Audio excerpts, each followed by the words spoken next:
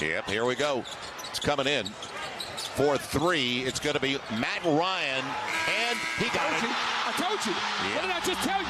You can't play under because that ball is going to come in over the top. Murray says, let's set it up. Where's Randall has said a long time tonight. Ready to come back in. Hunter spotting up in the corner. That's a three. This guy's been lethal tonight, folks. Another day, another box score watching day, episode number 15. Let's go.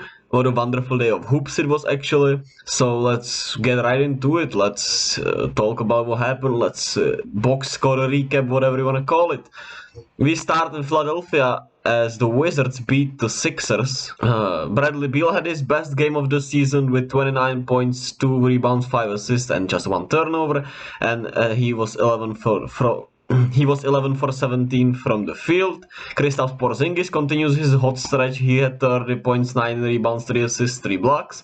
Kyle Kuzma had his best game in a while, 18, 8, and 4, while also getting decent contribution from the bench with Rui Hachimura, 10 points, Daniel Gafford, 10 points, Will Barton, 11 points. Just a good game for the Wizards. They are 4-4. And the Sixers without Joel Embiid. Matisse Thybulle started in his place as a center, even though it says PJ Tucker. James Harden was solid, 24, 5, and 10, just not good enough. Tyrese Maxey, 32 points.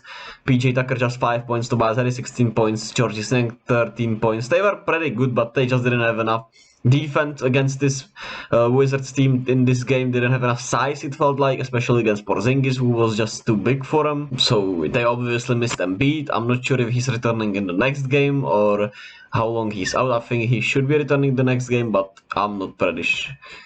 I'm pretty sure he should be returning the next game. Also playing Tyrese Maxey 43 minutes. Next up, we have already one of the... Next up, we have the best match of the season, probably. Darius Garland returned for Cleveland as the Cavs beat the Celtics in OT. This was a really great game. I recommend everyone who has League Pass to go watch it.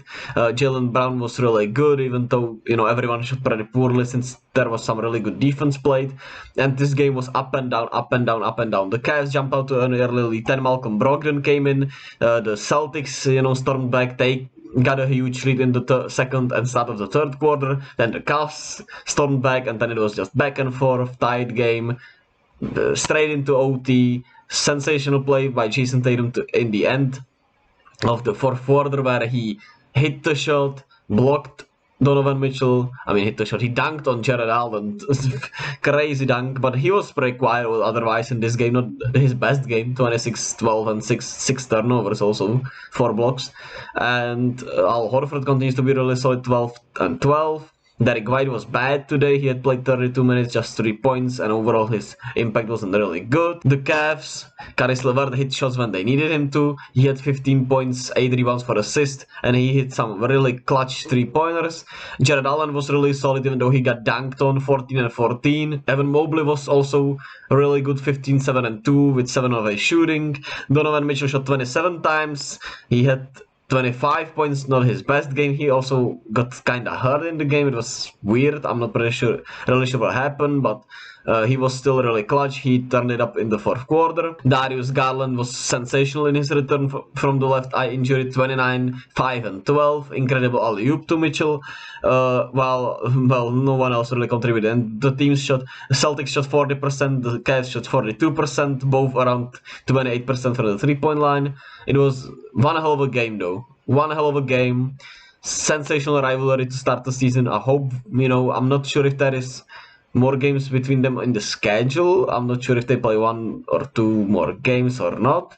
But I hope we see this in the playoffs. This would be one hell of a matchup for the playoffs. Anywhere, at any point throughout the playoffs. Next up, we have the Heat completing the revenge homestand against the Kings. As David Mitchell started, he was not as good as he was against Charlotte.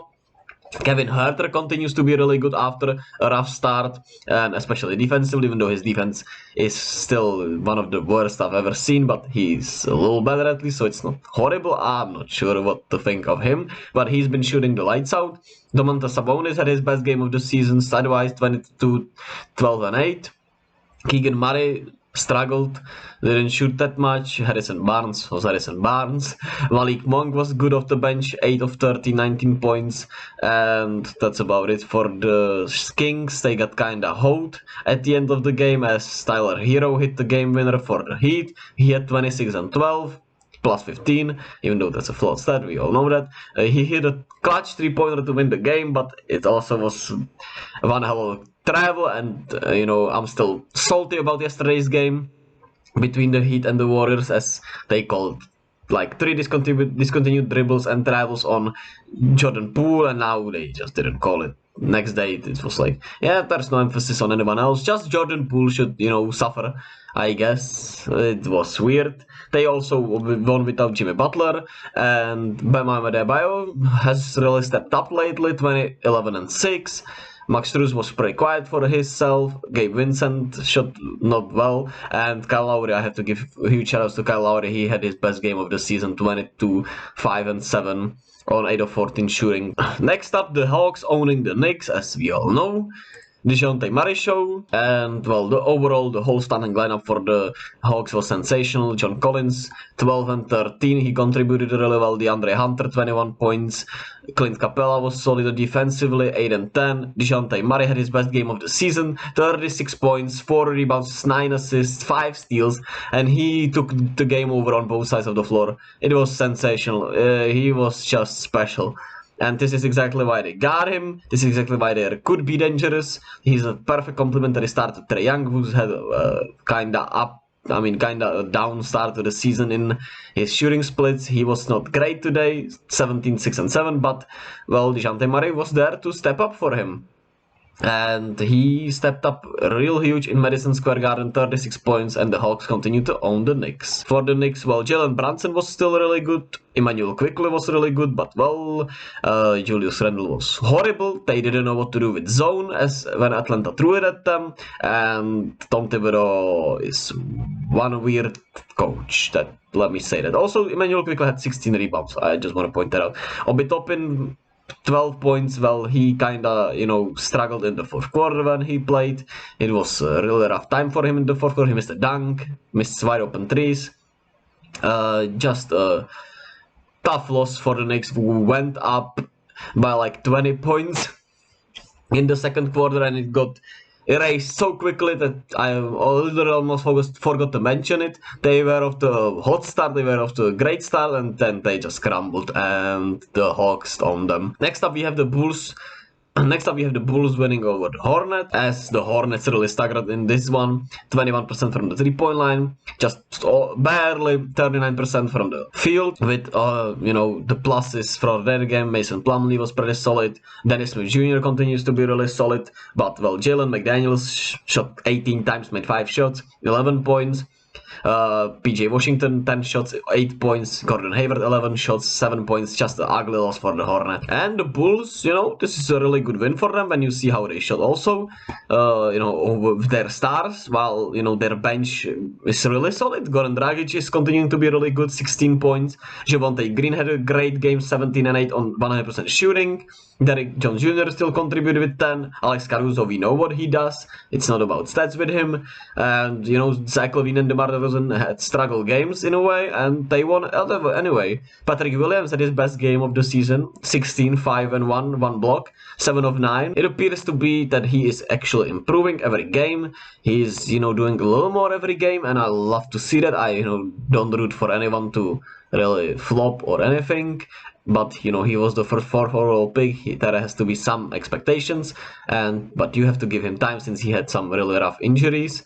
And he seems to be getting more and more into it. And that's great for the Bulls. That's great news for the Bulls, because they really need him to get into it throughout the season, even more and more. The Clippers win against the Rockets. Am I the only one that finds it still kind of weird that they play, these back-to-back games, they're not back-to-backs, and, it's just weird that they play so many times throughout the early season. I mean, it's really good for the players, since they don't have to travel that much, and I, like it in this way, but it seems still so odd for me. Well, the Clippers, Marcus Morris and Paul George were really good, 28, 21 respectively. Marcus Morris with a double-double. And otherwise, they just played pretty good. The starting lineup was pretty solid. John Wall struggled a little bit, and Kawhi, we don't know anything about Kawhi. As for the Rockets, Jalen Green had one of the better games, 22 points, 4 rebounds, still 3 turnovers, just 1 assist, but at least he shot pretty well. Kevin Porter, 22, 7 and 7, but 6 turnovers. They really struggled on the day. Jabari Smith continues to be really bad. 2 points, 4 rebounds. I'm rooting for him. I hope he turns it around, but it's just been rough. But Alfred Şengün was a real positive, 26 and 13. He had some really tough shots, around the baskets. He continues to be a menace down there. And the Rockets are continuing to do a great job with the tank for Wembanyama. The Bucks moved to 7-0 as they, blow out the Pistons. Sadiq Bey and Bojan Bogdanovic were pretty solid. Isaiah Stewart was pretty solid offensively, but their defense was just not there today. Giannis owned them. Kate and Jaden Ivey struggled a little bit, but I mean, it happens, and not much else to talk about for them since they just got blown out. Milwaukee stays undefeated. When I look at their schedule, they got some tougher games coming up with the Thunder, who are pretty solid. Atlanta is pretty solid. No, Minnesota is, not solid, but they're still, they can beat them. We'll see how long can they keep it up. I think they can keep it up at least maybe to 15 wins. We'll see. Giannis still MVP level, 32, 12 and 4 with 5 steals, 2 blocks, 10 of 12 free throws, which is really good. Brook Lopez, 11, 7 and 2.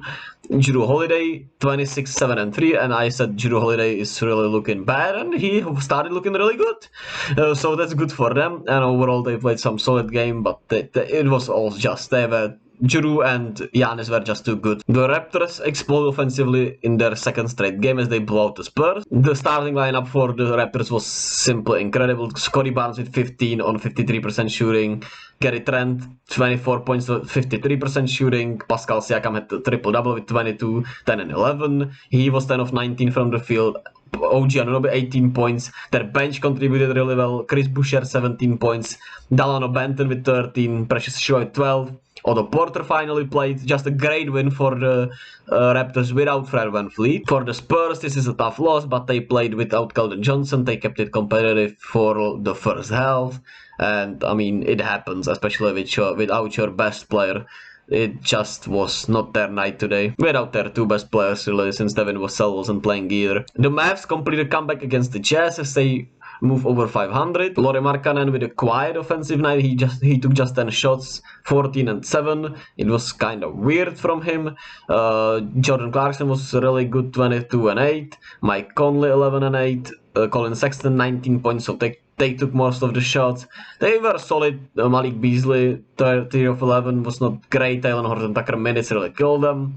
But it's Utah. We still don't know what they really want to do, but they're a good team. They were in there. They were leading most of the time, and they just lost to Luka. So it's not like they lost to somebody bad, really. Well, for the Mavs, it was all about Luka, Spencer Dinwiddie, and Christian Wood. Everyone else didn't play really well. Josh Green contributed really well. I want to give him some credit. He's been really good in his minutes. Dwight Powell got his shot. He was sensational in his minutes. And JaVale continues to play, play some minutes. That's it. Christian Wood, 21 and 10. 10 of 15 shooting. Luka, 33, 5 and 11.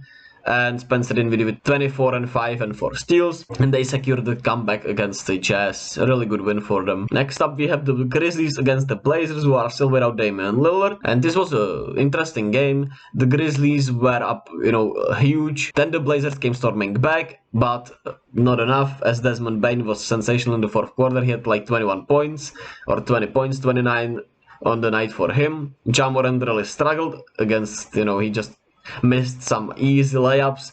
Not the best night for him, 29 and 7 with 8 turnovers.